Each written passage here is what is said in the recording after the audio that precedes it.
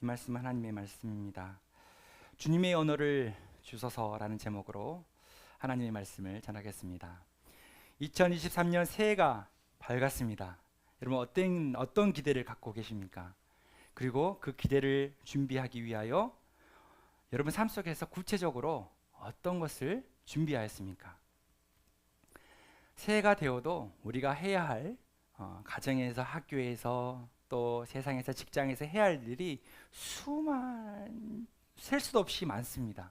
그 일을 잘 감당하기 위해서 여러분이 준비하고 있는 것은 무엇입니까? 저는 개인적으로 지난주에 하나의 준비를 했어요. 뭘 했냐면 다이어리를 구입했습니다. 다이어리. 제가 다이어리를 쓴 지 20년 가까이 된 것 같아요. 근데 이 다이어리는 4년째 쓰고 있습니다. 왜 이 똑같은 다이어리를 4년째 쓰고 있나? 계속 바꾸다가 이 다이어리를 4년째 쓰고 있나? 이 다이어리 특징적인 게 있습니다. 체크 플래너라고 적어져 있어요. 여기 상세히 보면 하루하루 20개의 이슈들에 대해서 그걸 계획하고 진행되고 또 취소되거나 연기되거나 그 일이 완료되었는지를 날마다 체크할 수 있도록 되어 있습니다. 어떤 일이 우선순위에 있는지 기록하게 되어 있어요. 제가 많이 받는 질문 중에 하나는 목사님 그렇게 바쁘신데 그 많은 일들을 어떻게 다 하십니까? 라고 질문하는 청년들, 주변 성도들이 많아요. 그런데 다 이 플래너 덕분입니다. 여기에 기억나고 생각나고 영감 주시는 것들 다 기록을 합니다.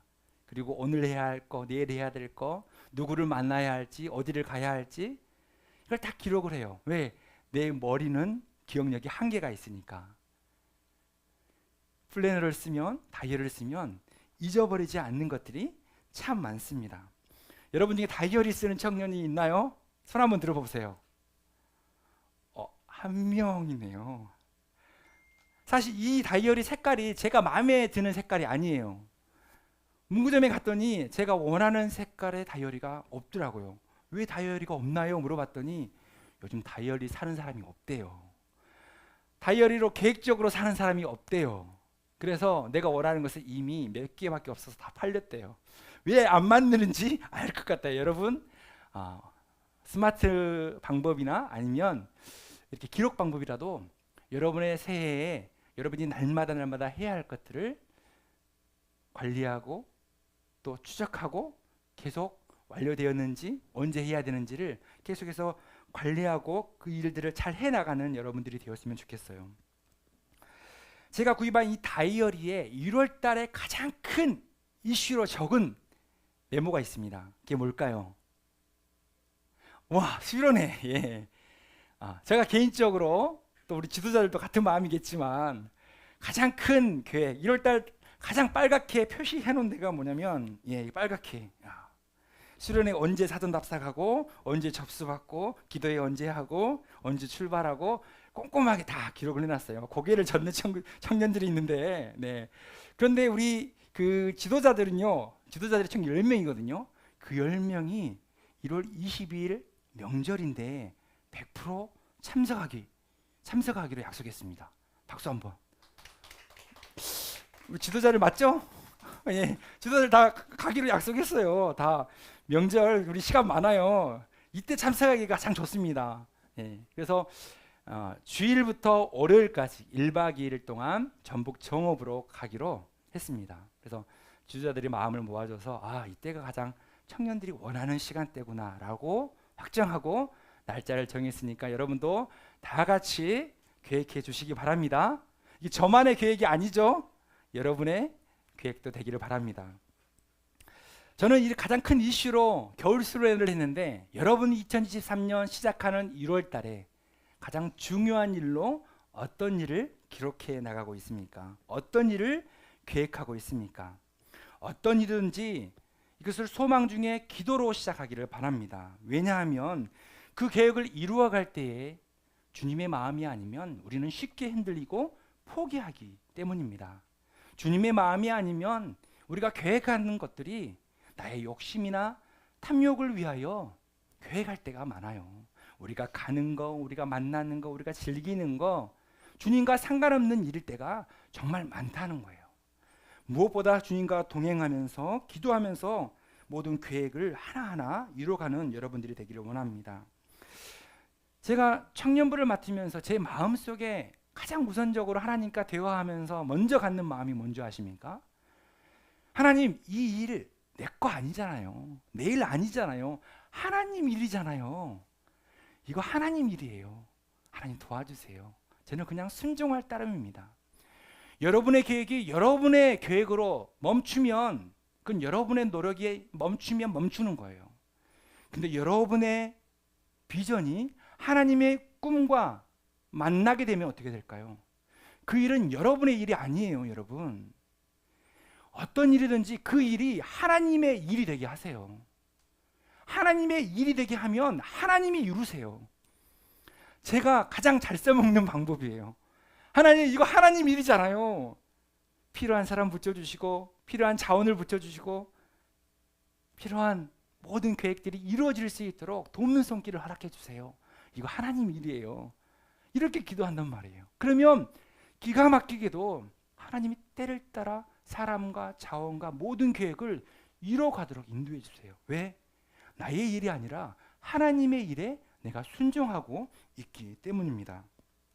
여러분이 하나님의 뜻을 품고 있다면, 그게 하나님의 일이라면 물 붓듯이 여러분에게 필요한 모든 것들을 하나님께서 공급해 주시지 않겠어요? 그게 하나님께서 간절히 바라시는 거라면 여러분의 능력으로 한계치에 도달한 그 문제들이 하나님의 능력과 좋은 만남과 필요한 돕는 손길을 통해서 일이 풀려지지 않겠어요? 자꾸 내 일이 내 일이라고 생각하지 말고 그 모든 계획과 그런 꿈들이 하나님의 일이 되도록 2023년 기도하고 시작하기를 바랍니다. 이렇게 하나님의 약속이 내 삶 가운데 이루어진다라고 확신하며 기도하며 나아가는 청년들은 반드시 그 뜻이 이루어집니다. 오늘 본문에도 약속을 기다리는 사람들이 있습니다. 하나님이 약속하신 것은 반드시 이루어진다라고 믿는 사람들이 나옵니다. 120명의 사람들, 초대교회 다락방에서 성령의 임재를 사모하며 기다리던 120명의 사람들이 바로 그 사람들이에요.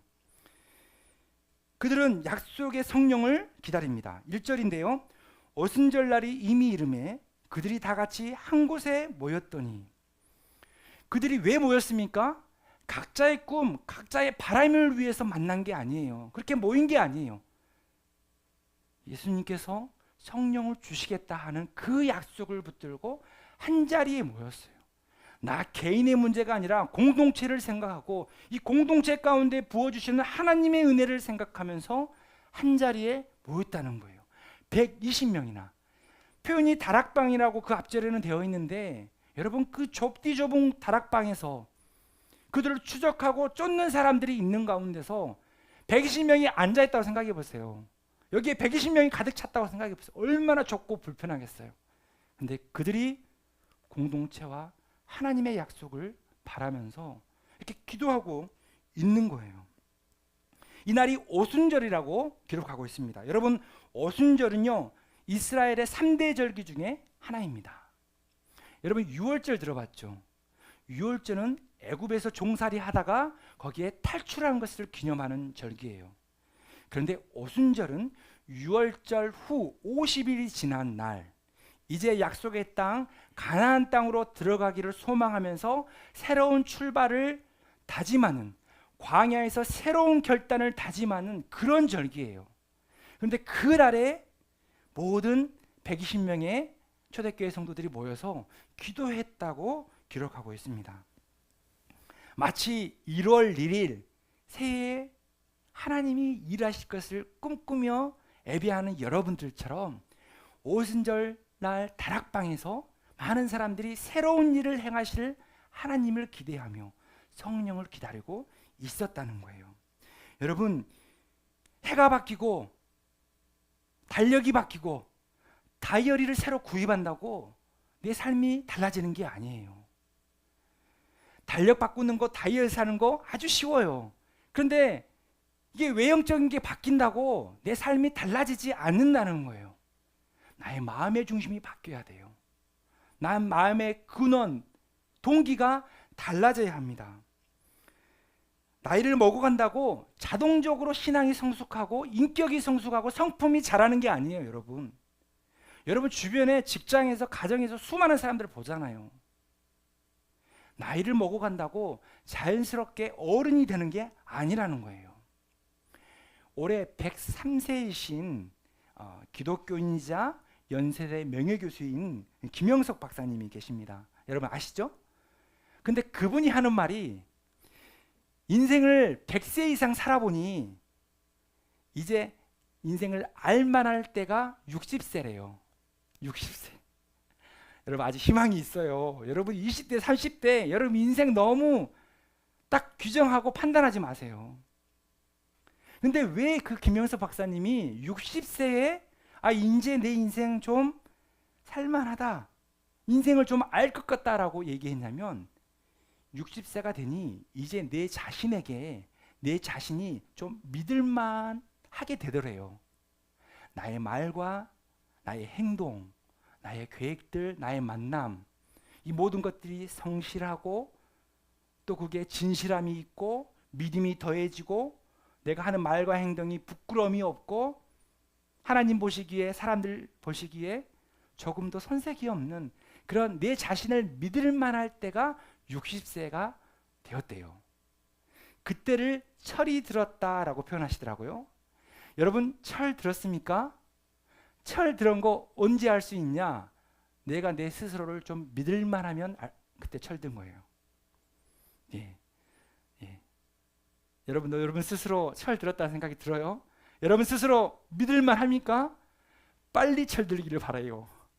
60세까지 기다리지 말고 20대 때, 30대 때 일찍이 내 자신의 삶을 하나님께 맡기면서 내 자신을 온전히 하나님 내 인생 책임져 주시니까 내 인생 정말 믿을 만하다라고 고백할 수 있는 그런 청년들이 되었으면 좋겠습니다. 본문에 성령의 임재의 사건이 오순절에 임했다고 기록하고 있죠. 그런데 오순절이 뭔가 새로운 것을 시작하는 절기라고 했는데 또 다른 이유가 있어요. 주님께서 오순절날 성령님의 임재를 계획한 또 다른 이유가 있다는 거예요. 그 이유는 바로 5절입니다. 5절 우리 다 함께 큰 목소리로 읽어보겠습니다. 그때 경건한 유대인들이 천하 각국으로부터 와서 예루살렘에 머물러 있더니, 오순절에요 예루살렘에 가장 많은 사람이 모인대요. 디아스포라, 유대인이지만 다른 지방에 살던 모든 사람들이 오순절 날이 되면 그 절기를 가장 소중하게 여겼기 때문에 그날 예루살렘으로 많은 사람들이 다 모이기 시작한 거예요. 그런데 그 날을 정하여 성령이 임재했다는 거예요. 왜?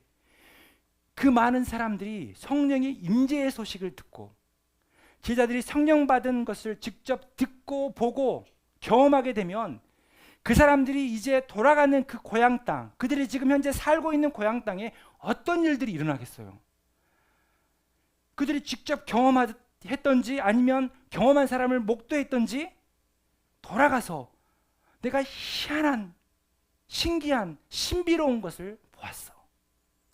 예수님의 제자들이라고 하는 사람들이 성령을 받는데 그들의 마음속에 두려움과 불안이 싹 사라지고 이제 예수를 증거하기 시작하더라. 그렇게 증거하지 않겠어요? 그리고 성령의 임재의 사건을 본 수많은 사람들이 각 지역에서 복음과 예수 그리스도를 증거하고 그 복음을 간직하며 있지 않겠어요? 훗날 이게 사실이 됩니다. 사도들이 각 지방의 유대와 사마리아와 땅끝까지 복음을 전하기 시작하자 그 지역에 사도들이 갔는데 이미 예수 그리스도를 알고 있는 거예요. 이미 복음에 대해서 알고 있어요. 어떤 데는 이미 예배하고 있어요. 이 오순절날의 이 사건은요, 그렇게 많은 사람들이 모여서 함께 성령님의 임재를 경험한 사건이었어요. 그래서 여러분 중요한 것은 뭐냐면 우리가 함께 모여서 예배하는 이 순간을 여러분 놓쳐서는 안 된다는 거예요. 왜냐하면 하나님은 골방에서 여러분이 기도할 때도 여러분을 만나 주시지만 이렇게 많은 주의 사랑하는 자녀들이 하나님의 아들, 딸들이 모여있는 그 순간에 하나님께서 위로부터 부어주시는 은혜가 있다는 거예요. 평소에 잘 나오다가 절기 때, 성탄절 때, 성부영신 때 이럴 때 빠지지 말고 하여튼 교회에서 하는 수련회나 이런 모든 순간순간 여러분 은혜를 사모하며 참석해야 한다는 거예요. 왜? 그 순간에 예비된 하나님의 은혜와 그 믿음이 자랄 수 있는 계기가 있다는 거예요. 오순절에 성령이 임한 것처럼. 여러분 이번 수련회 기대하십니까? 소망하십니까? 예, 그때 우리가 기도할 거예요. 성령님을 사모하면서 기다릴 거예요. 그리고 말씀을 붙잡고 기도할 거예요. 왜? 다 모였을 때 하나님이 부어주시는 특별한 은혜가 있기 때문입니다. 오순절에 제자들과 여인들과 예수를 따르는 모든 자들 120명이 함께 모여 기도했다고 말씀드렸어요. 성령의 임재를 사모하며 집중적으로 기도했습니다. 그런데 마침 약속하신 성령이 임재합니다. 2절입니다. 함께 읽겠습니다. 호련히 하늘로부터 급하고 강한 바람 같은 소리가 있어 그들이 앉은 온 집에 가득하며. 여러분 성령이 어디로부터 옵니까? 하늘로부터 내려온다는 거예요. 예수님이 승천하신 그 하늘로부터 성령이 임재한다고 기록하고 있어요. 그래서 여러분 참된 신앙생활의 가장 기본적인 것은 뭐냐면 위를 바라봐야 한다는 거예요. 여러분 땅에 뭐 돈이 떨어졌나 땅을 볼 게 아니라 위를 봐야 해요. 주님을 바라야 돼요. 땅에 무언가 얻을 게 있나, 어떤 사람을 통해서 뭔가 이루어질 것이 있나, 땅을 볼 것이 아니라 우리의 참된 신앙은 위의 것을 생각하고 위의 것을 바라고 위의 것을 위에 붙잡고 기도해야 한다는 거예요. 그렇게 위의 것을 사모하는 사람들에게 하나님께서 한없는 은혜를 부어주십니다. 그런데 어떤 사람이 위를 바라볼까요? 자신의 마음이 겸손한 사람, 자신의 마음이 낮고 낮아진 사람이 위의 것을 바라봅니다. 자신의 마음이 높아져 있는 사람은 절대 위의 것을 바라보지 않아요. 절대 주님을 바라보지 않아요. 왜? 자신의 마음이 높은 사람은 다른 사람을 다 아래로 보기 때문이에요.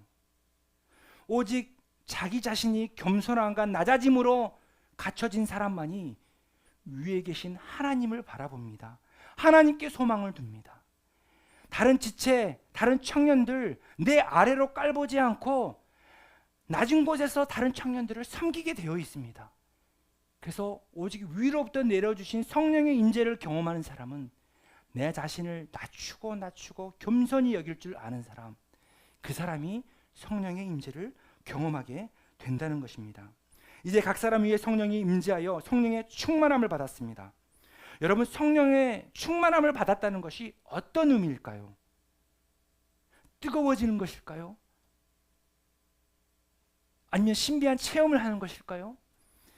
결론적으로 말씀드리면 성령의 충만함이 있다는 것은요, 주님의 마음으로 나의 마음이 가득 차 있는 것을 의미합니다.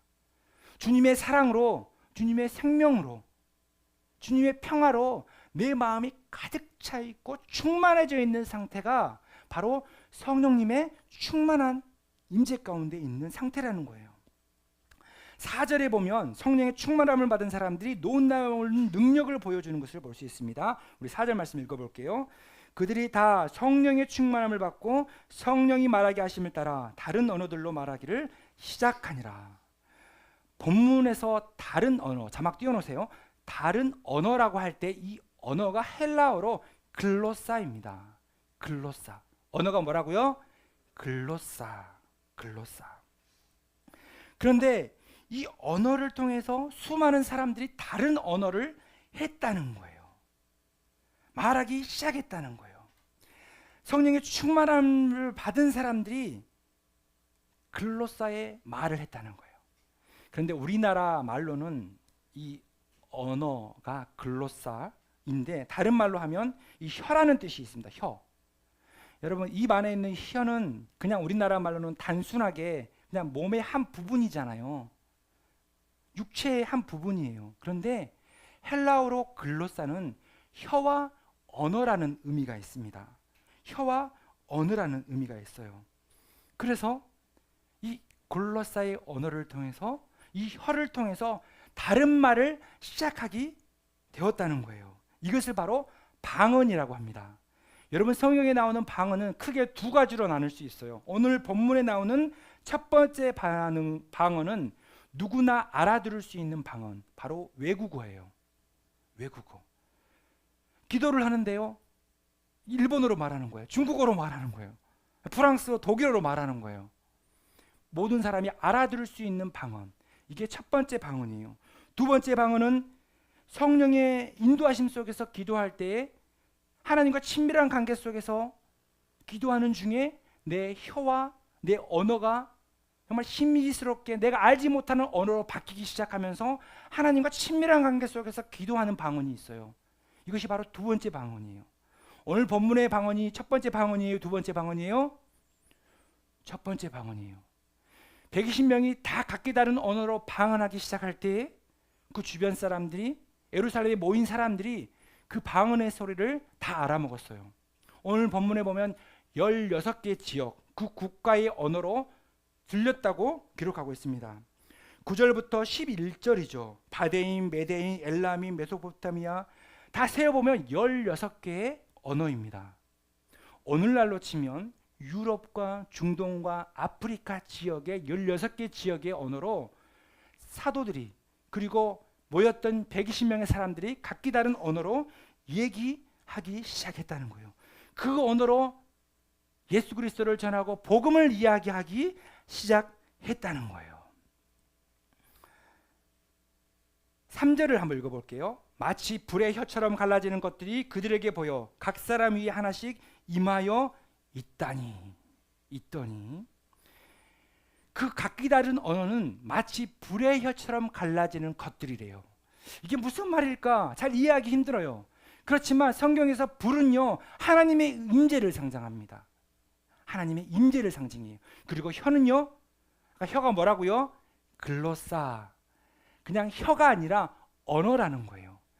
불의 언어가 임재했다는 거예요. 다른 말로 하나님의 임재 가운데 언어가 임재했다는 거예요.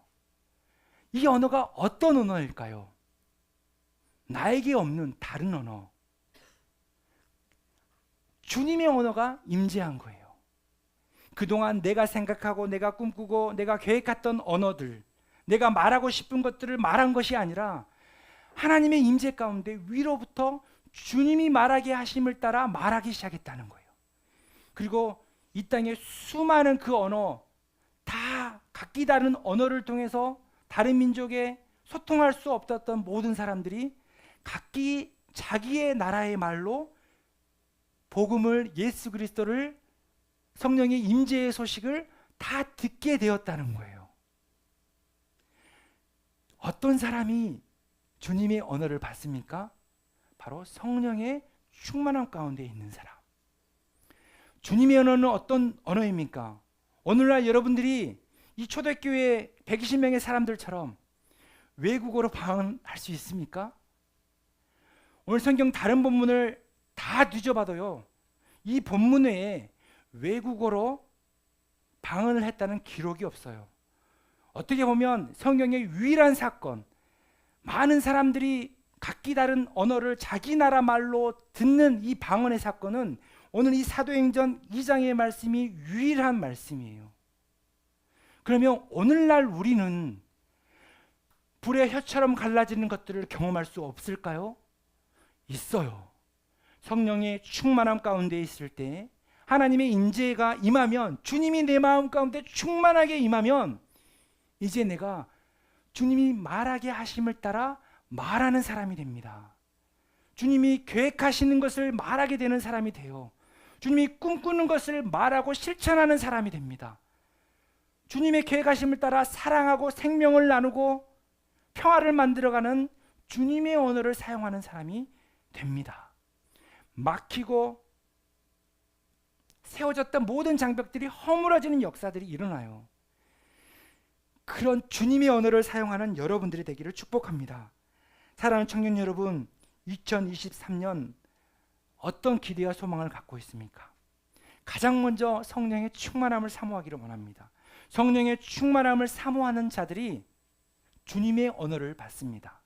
이제 과거 내가 사용했던 거친 말 말고, 사람을 찌르는 말, 공격하는 말, 빼앗는 말 말고 사람을 살리고 세우고 사랑해주는 말 하는 사람이 되기를 소망합니다. 저 개인적인 경험인데요. 제가 고3 때 하나님을 인격적으로 만나고 성령을 체험하니까요. 입 밖에 욕이 안 나와요. 여러분 그거 경험한 적 있어요? 고등학교 때 얼마나 욕 많이 해요. 근데 내 입에서요 욕이 사라져요. 입이 나오려고 하면 성령님이 딱 막으세요. 왜요? 내 언어, 내 혀를요 하나님이 주장하세요. 여러분 그런 경험이 여러분 삶 가운데 다 있기를 바라요. 기도하는 중에 여러분의 마음과 언어를 다스리는 하나님의 인재를 경험하기를 바라요. 여러분 언어가 어디서부터 나와요? 언어는 혀에서 나오는 게 아니에요.